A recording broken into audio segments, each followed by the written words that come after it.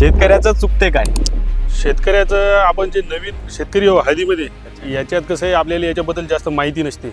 आपण सुरुवातीला कसं सांगतात बुवा शेणखतामुळे आवरेज चांगला आहे त्या हळदीला आणि ते आवश्यक बी असते शेतीसाठी शेणखत. बरोबर. पण शेणखतामुळे होते कसं की त्याच्यामध्ये हुमणी लागण्याचा आणि आपली एक म्हणजे बिमाऱ्या बी असतात त्याच्यापासून होणाऱ्या, पण त्याच्याकडे आपल्याला माहिती नसते त्याच्याबद्दल.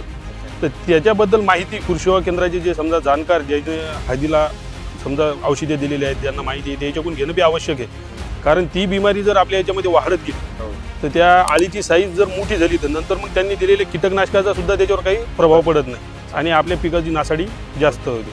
दुसरी गोष्ट ती एक तर आपलं खोड कातरते, त्याच्यामुळे झाडाचे नुकसान होते, त्याला माल लागायला समजा उशीर होतो आणि परत ते माल कव्हर होण्यासाठी कालावधी जास्त लागतो, खर्च वाढून उत्पन्न कमी होते. तुमचं याच्यावर काय मत आहे? जसं की शेणखत आपण आपल्या शेतामध्ये टाकतो तर त्याच्यावर आपण प्रोसेसिंग केली पाहिजे का? प्रोसेसिंग जर केली तर आपल्या जे झाडाला बिमाऱ्या लागणाऱ्या आहेत या उमणी अळीसारख्या, बुरशीसारख्या, खोडकिडीसारख्या, तर हे समोर लागणार नाहीत आणि ते शेणखताचा इफेक्ट न होता त्याचा फायदा होईल आणि उत्पन्नात वाढ होईल.